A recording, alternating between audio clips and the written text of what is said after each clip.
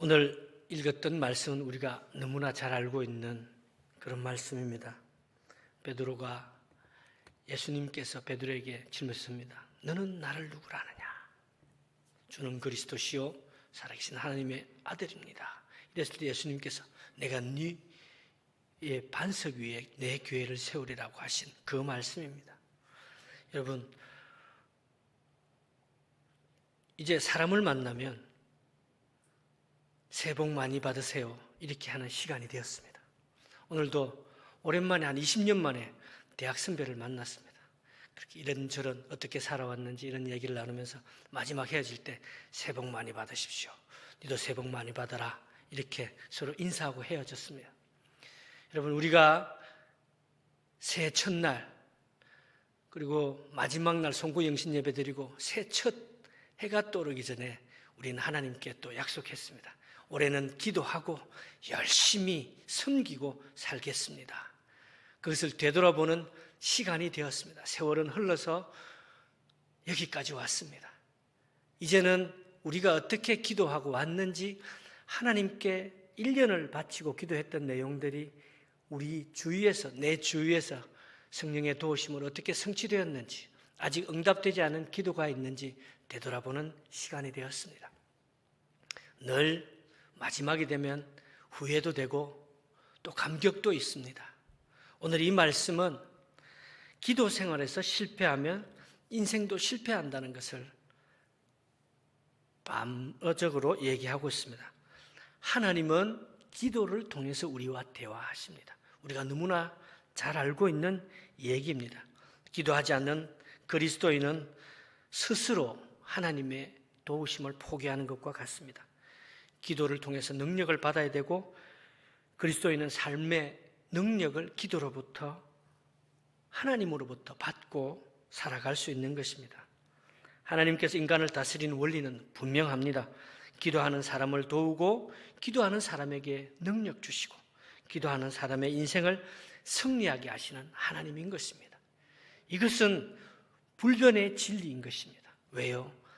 우리가 유일하게 하나님과 대화할 수 있는 것이 바로 기도이기 때문입니다. 기도는 하나님과 우리와 연결된 끈입니다.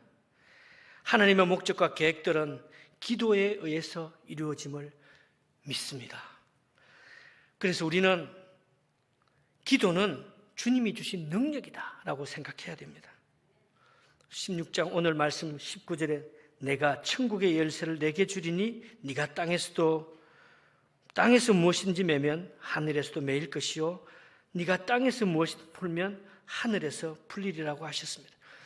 베드로에게 주신 것은 천국의 열쇠, 그것은 바로 하늘나라의 열쇠, 기도인 것입니다.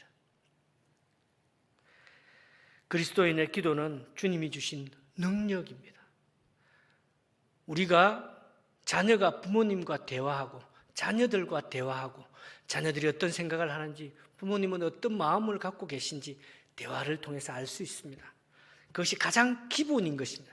대화가 끊어지면, 소통이 끊어지면 내가 그 사람에 대해서 잘 알고 있는 것 같지만 그가 무슨 생각을 하고 있는지 알기 어렵습니다. 그래서 소통이라는 것이 그렇게 중요합니다. 우리가 어려움이 있을 때 하나님을 찾고 기도합니다. 기쁠 때도 기도해야 됩니다. 감사함으로 하나님께 기도해야 되는 것입니다. 내가 생각했거나 그렇지 않았거나 오직 하나님께서 나를 통해 이루시고자 하는 목적이 무엇인지 우리는 분명히 알아야 됩니다. 그것은 오직 기도를 통해서 알 수 있습니다. 두 번째, 기도는 사탄을 이기는 강력한 무기이기도 합니다. 사탄은 가장 중요한 책무가 우리와 하나님 사이를 멀어지게 하는 것입니다. 그 어떠한 물질이나 명예나 모든 것을 통해서 마귀는 우리와 그 사이를 멀어지게 하고 있는 것입니다. 그래서 사탄에게는 가장 강력한 무기는 바로 기도인 것입니다. 예수님께서 귀신 들린 아이를 고치고 나서 제자들은 거기에서 그 애를 잡고 인간이 할 수 있는 모든 짓을 해보았지만 그 아이가 낫지 않았습니다. 그때 예수님께서 그 아이를 말씀으로 치료하시는 걸 보고 제자들이 물어봤습니다. 마가복음 9장 28절 29절 말씀에 제자들이 묻자오되 우리는 어찌하여 능히 그 귀신을 쫓아내지 못하나이까? 이럴 때 예수님께서 이르시되 기도 외에는 다른 것으로는 어떤 종류가 나갈 수 없느니라 라고 얘기했습니다. 가장 기본적인 것을 가장 예수님과 가까이 있던 이 제자들은 알지 못했습니다. 예수님처럼 생활하고 예수님 따라다니고 예수님 하시는 말씀 듣고 예수님이 기도할 때 옆에서 본 것처럼 자기들도 그렇게 따라서 했지만 그것은 기도를 이해하지 못하고 하나님의 능력을 이해하지 못한 제자들이었습니다. 적들은 언제나 가장 강한 곳을 부숴야 된다는 것을 알고 있습니다. 공격해야 된다는 것을 알고 있습니다. 전쟁할 때도 가장 강한 것을 먼저 부수면 그 전쟁은 승리하는 것입니다. 마귀도 우리가 기도하지 못하도록 하는 그 공격이 가장 강한 공격입니다. 그래서 우리는 바로 하나님의 십자가 군인으로서 십자가 군대로서 기도하면서 하나님의 뜻이 무엇인지 하나님의 마음이 무엇인지 알아가는 것이 우리가 가장 강력한 무기인 것입니다. 기도로부터 모든 것을 공급받아야 됩니다. 교회와 가정도 똑같습니다. 우리가 금요일마다 기도할 때 교회를 위해, 나라를 위해, 가정을 위해, 자녀를 위해 기도하고 있습니다. 이 기도가 왜일까요? 바로 마귀의 그 공격에서 승리할 수 있도록 기도하는 것입니다. 기도하지 않은 성도는 죽은 것이라고 얘기했습니다. 왜요? 능력이 나타나지 않기 때문입니다. 우리는 형식적으로 예수를 믿는 경우가 많이 있습니다. 세상에 나가서 교회 다니는 사람들을 싫어한다라고 가정하고 그 사람들 앞에서 기도하기를 꺼려하고 그 사람들 앞에서 하나님의 능력을 나타내기를 꺼려하고 오직 우리가 모여있는 이 교회에서 기도하는 것처럼 살아가고 있습니다. 형식적으로 살아가고 있습니다. 야고보 사도도 그때 당시에 얼마나 이신칭의 사상에 갇혀 있었기 때문에 기독교인들이 예수님만 믿으면 우리는 어렵다. 그래서 아주 형식적으로 바뀌어지는 그들을 향해서 그렇지 않다. 믿음은 행위로 나타나야 된다고 얘기했습니다. 그것이 바로 무엇입니까? 삶에서 나타나는 거고 기도의 자리를 갈구하는 것입니다. 그리고 기도를 통해 하나님의 능력이 임함을 알고 있습니다. 여러분, 바울과 실라가 빌립보 감옥에서 뭐 했습니까? 기도했을 때 사람의 생각으로는 할 수 없는 착고가 풀리고 문이 열리고 감옥 문이 열렸던 그 사건들을 볼 수 있습니다. 엘리야가 기도함으로 3년 6개월 동안 비도 한 방울도 내리지 않던 그 땅에 비가 내렸습니다. 그리고 나서 엘리야는 그렇게 하나님이 약속했던 비를 내리고 하나님의 번제가 그 물에 흠뻑 젖어 있는 산 꼭대기에서 드렸던 그 번제가 하나님의 불로 타오르는 것을 봤지만 이세벨이 네가 죽인 내 백성, 내 사도들, 내 사제들을 죽였으니 나도 너를 그와 같이 똑같이 죽이리라 이랬을 때 이 엘리야도 겁먹었습니다. 하나님 어떻게 해야 됩니까? 인간이 잠깐의 자기 생각으로 돌아가면 이렇게 엘리야가 그렇게 큰 능력을 행하고도 기도의 능력을 봤음에도 바로 또 무너지고 약해지는 것이 사람인 것입니다. 베드로도 예수님께서 물 위를 걷는 것을 보시고 예수님 나도 걷게 해주세요. 그러라고 얘기했습니다. 그런데 갑자기 광풍이 불고 물에 파도가 쳤을 때 인간적인 생각이 쑥 들어갔습니다. 그때 물에 빠졌습니다. 예수님께서 잡아주면서 믿음이 약한 자요. 믿음은 행위로 나타나는 거고 그 행위가 하나님이 나와 함께 하심을 보여주는 그 행위인 것입니다. 여러분, 우리가 성경을 읽을 때에 믿음의 사람들을 통해서 하나님께서 하나님의 살아계심을, 하나님이 온전하심을, 하나님이 역사하심을 그들을 통해서 계승하는 걸 볼 수 있습니다. 하나님이 천지를 창조하시고 하나님 뜻대로 살기를 원했으나 사람은 하나님께서 악을 창조하진 않았습니다. 여러분, 하나님이 모든 걸 창조했다고 생각하면 악은 하나님이 창조하지 않았습니다. 그 증거가 뭐입니까? 하나님께서 우리 인간을 하나님과 동등하게 하나님의 형상대로 지어주셨습니다. 그게는 물론 가장 중요한 스스로 생각하고 스스로 판단할 수 있는 자유의지를 주셨습니다. 그 자유의지가 어디까지 갔느냐? 하나님처럼 되겠다고 하는 그것 때부터 악이 시작된 것입니다. 하나님은 만들지 않았습니다. 그래서 인간들은 하나님을 배신하고 하나님의 뜻대로 살지 않고 하나님을 잊어갔습니다. 점점 더. 그렇게 해서 하나님이 노아를 통해서 다시 구원 계획을 세웠지만 그들의 자손 또한 계속 하나님을 잊어갔습니다. 그래서 하나님은 한 사람을 택했습니다. 아브라함이라는 한 사람을 택해서 그와 언약을 맺고 너는 내 백성이 되고 나는 너희 하나님이 되고 너를 통해 나타나는 모든 것, 너는 열국의 아비가 되고 너의 자손을 통해서 민족을 이루고 내가 준비한 땅, 그 땅으로 들어가서 너희들은 나의 제사장 나라가 되라고 하나님이 언약해 주셨습니다. 이것이 바로 기도의 언약입니다. 여러분, 아브라함을 택했을 때 그 조건 중에 가장 중요한 조건은 하나님과 소통되고 있는 사람 중에 한 사람을 택했다는 것입니다. 여러분, 기도하지 않고 하나님과 소통함이 없는 사람이 어떻게 하나님의 음성을 들을 수 있겠습니까? 그것이 기본인 것입니다. 하나님과 소통하고 하나님과 대화하는 사람을 통해서 하나님은 역사하십니다. 그렇게 아브라함을 통해서 아브라함의 자손을 통해서 12지파로 나눠지고 그 12지파가 또 하나님을 잊어갈 때 하나님께서는 모세를 통해서 여호수아를 통해서 하나님의 계승자들을, 말씀의 계승자들을 세웠습니다. 그러나 새로운 땅으로 들어가고 나서 그들은 또 하나님이 그들과 통혼하지 말고 아는 척도 하지 말고 그들과 어떤 계약도 맺지 말라고 했지만 7 족속의 그 땅에 들어가서 그들과 동화하고 친화돼서 하나님을 잊어갔습니다. 그럴 때 하나님은 사사시대의 사사를 통해서 하나님의 말씀을 계승했습니다. 다 잊어버려도 하나님께서 엘리야 선지자를 통해서 말씀하신 것처럼 내가 준비한 바알에게 무릎 꿇지 않는 7,000명을 준비하셨던 하나님께서 똑같이 그렇게 준비된 사람들이 우리가 모르는 그 속에서 하나님과 소통하는 그 사람들을 통해서 하나님의 계획을 이루어갔던 것입니다. 사사기의 말씀을 보면 운니엘을 시작으로 마지막 사사 삼손까지 하나님은 사람을 통해서 그 일을 시작하고 하나님 살아계심을 하나하나 증거했습니다. 그들이 처음에는 하나님의 말씀을 듣고 그 이후에 그들의 삶이 또 역시 악의 세력으로 돌아갔을지 몰라도 하나님께서 그 사람들 한 사람 한 사람 택했을 때는 그 사람들은 분명히 하나님과 소통하고 있는 사람들이었습니다. 그런 사람들을 통해서 하나님께서 하나님의 복음의 끈을 놓지 않게 하시려고 하나님의 백성이 다시 에덴을 회복하는 그 시간까지 하나님은 사람들을 통해서 계속 증거되고 연결되어서 복음의 계승자들이 생겼습니다.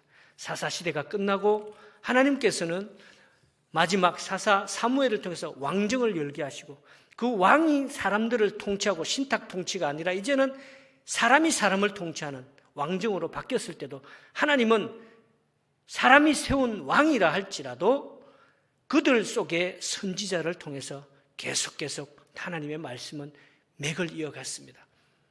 무슨 수를 썼어도 하나님은 그들을 통해서 말씀을 이어갔습니다. 예루살렘에 한 사람의 의인이 없다고 했을 때 하나님은 예레미야를 통해서 하셨고 다윗이 그릇된 길로 갔을 때 하나님께서는 선지자를 통해서 나단 선지자를 통해서 꾸짖으시고 다시 하나님께로 돌아오게 하셨습니다. 그렇게 하나님은 구약의 마지막 선지자 말라기까지 하나님께서 인도하셨습니다. 여러분, 이 하나님의 사람들이 끊어졌던 시기가 바로 신구약 중간기 400년입니다. 이 시간은 정말 암흑과도 같은 시기였습니다. 하나님의 말씀이 없었던 시기였습니다. 왜 암흑이었습니까? 하나님이 아무 말도 하시지 않는 그 상황이었기 때문에 그 시간을 암흑의 시간이라고 얘기했습니다. 기도가 끊어진 시간이었습니다. 더 이상 하나님과 소통할 수도 없고 그들이 옳은 대로 자기 멋대로 살아갔던 시간이었습니다. 여러분, 우리도 코로나 팬데믹을 통해서 거의 2년 이상을 하나님과 관계가 끊어진 것처럼 세상의 핍박이 그렇게도 심했던 시간들이었습니다. 말로 하지 않았지만 법으로 우리를 괴롭혔습니다. 어떻게 지하철에서는 걸리지도 않는 코로나가 교회에서는 걸린다고 가정하고 예배도 드리는 걸 폐하고 목사님 혼자서 설교하고 그런 것들이 방송을 통해 나가고 여담입니다만 빨간띠만 두르면 걸리지 않는 코로나가 왜 교회에서는 걸린다고 가정하고 우리를 어렵게 했습니까? 이럴 때 하나님께서는 이럴 때가 때라고 생각하고 하나님의 전을 찾지 않고 나름의 예배를 드렸던 사람도 있지만 하나님께서 준비하신 7,000명, 그 7,000명 속에 바로 우리도 포함되어 있었습니다. 말씀을 지키고 교회를 지키고 하나님의 말씀이 뭔지 하나님의 귀한 뜻이 무엇인지 우리를 통해 알고자 했던 것입니다. 이 모든 말씀에 한마디로 요약한 분이 바로 사도행전 7장의 스데반이었습니다. 모든 사람들이 하나님의 말씀이 단절되고 있을 때 예수님께서 오셔서 복음을 증거하시고 하나님의 구원 계획이 이제는 사람이 아니라 직접 하나님의 본체이시고 하나님의 외아들이신 예수님을 통해서 복음을 증거하게 되고 다시 천국의 말씀을 증거하게 되고 내가 사랑하는 내 아들이라고 말씀하신 그 예수님께서 다시 한번 구원 사역을 이루시고 하늘나라로 돌아가시고 난 뒤에 60년도 안 돼서 사람들은 원래대로 돌아갔습니다. 제사장들은 성전에 갇혀 있었습니다. 전능하신 하나님이 성전에만 갇혀 있다라고 생각했습니다. 그래서 그들은 항상 성전 중심으로 돌아갔고 성전을 마치 그들의 사유인 것처럼 생활하고 있었습니다. 바리새인은 또 어땠습니까? 말씀을 해석해서 말씀을 듣고 하나님을 만나야 될 백성들에게 계속 짐을 씌웠습니다. 안식일에는 몇 보 이상 걷지 마라. 안식일에는 일하지 마라. 오만 것들을 통해서 예수님께서 제자들과 같이 지날 때도 안식일 때문에 그들을 예수님을 죽이려고 했던 그런 사람들이었습니다. 우리가 아는 또 다른 것도 있습니다. 베드로도 이방인 고넬료에게 하나님께서 찾아가라고 얘기했는데 환상을 통해서 보여주셨습니다. 무려 3번이나 보여주셨습니다. 이거 먹어라. 안 먹습니다. 내가 어떻게 이 부정한 짐승을 먹습니까? 내가 먹으래서 먹어라. 아닙니다. 저는 못 먹습니다. 이것이 바로 우리인 것입니다. 하나님이 정하다고 한 음식을 우리는 거절하고 있습니다. 율법 때문에. 율법은 구원에 이르는 길이 아닙니다. 선한 사마리아 예를 통해서 우리는 알고 있습니다. 율법사가 어떻게 영생을 얻습니까? 너는 뭐라 들었느냐? 내 이웃을 내 몸같이 사랑하라고 들었습니다. 그럼 그대로 행하라고 하신 분이 예수님인 것입니다. 소통이 되지 않기 때문에 무엇을 말하는지 뭐가 영생인지 아무리 율법 공부를 그렇게 모세오경을 달달 외우고 처음부터 끝까지 글자 한자 틀리지 않게 외웠지만 예수님께서 왜 오셨고 하나님의 마음이 뭔지 깨닫지 못했습니다. 그들은 그들만의 세계에 갇혀서 율법 중심으로 교회 중심으로 그렇게 살았습니다. 하나님은 성전에 갇혀 있으신 하나님이 아니시라는 것을 이 스데반은 얘기해 주셨습니다. 왜 지금 이렇게 스데반에 대해서 얘기할까요? 저는 스데반도 하나님과 소통하는 선지자였음을 믿습니다. 그렇게 해서 그 선지자를 통해서 하나님을 자기 생각대로만 알고 있던 같은 문화생이었던 바울이 그 스데반이 말씀한 그 설교 말씀을 그대로 들었습니다. 대제사장과 이 바리새인들은 거의 암살하듯이 스데반을 돌로 쳐 죽였습니다. 그러나 그 말씀이 바울의 폐부에 깊숙이 박혔습니다. 이것은 또 하나의 하나님의 말씀의 계승자가 생겼다는 것입니다. 그래서 그는 그 말씀을 다 기억하고 자기의 동역자 마가를 통해 사도행전을 기록할 때 이 말씀을 그대로 해주었습니다.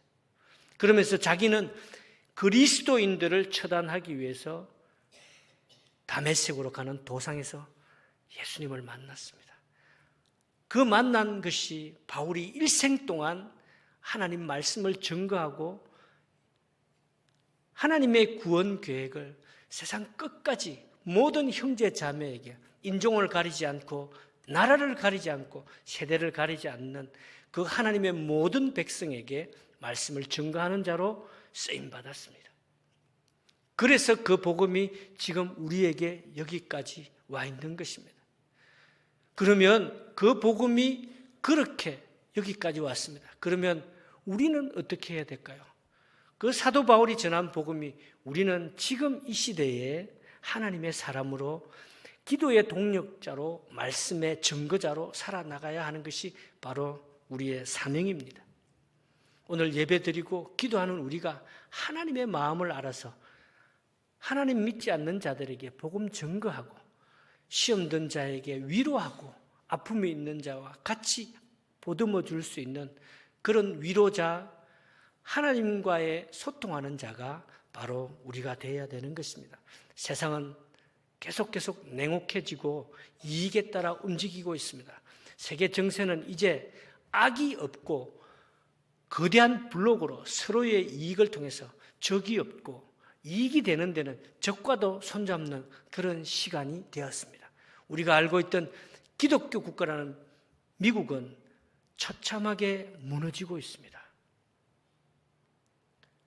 바이든 대통령이 크리스마스 인사를 하는 게 아니라 12월 26일 때로 다른 아프리카 미국인들을 위해서 그 축제를 축하한다고 메시지를 낼 정도가 됐습니다. 여러분, 미국은 우리가 알던 미국이 이제는 아닙니다. 말씀을 버리고 기도하는 자가 없어지면 그 나라는 망하게 되어 있습니다. 그것도 그들이 왜 하나님 말씀을 싫어하고 기독교를 싫어할까요? 자기들의 표바친 LGBT 이 이상한 무리들의 그들의 표를 얻기 위해서 기독교인을 계속 멀리하고 메리 크리스마스라고도 얘기하지 못하고 해피 할리데이라고 얘기하는 그런 세상이 되었습니다. 세상에 진리는 없습니다. 세상에 영원한 승리자도 없습니다. 오직 승리자는 하나님의 말씀을 가진 자, 하나님의 마음을 알아가는 자가 있는 그 땅이 바로 하나님의 땅이고 하나님의 진리의 말씀을 가진 자들이 말씀의 계승자이고 하나님께서 복주시고 하나님께서 다시 회복하실 에덴에 들어갈 수 있는 자들임을 믿습니다. 오늘도 우리가 진리의 편에 서서 세상을 이기고 세상에 하나님의 마음을 증거하는 우리 발령교 성도 되시기를 간절히 축원합니다.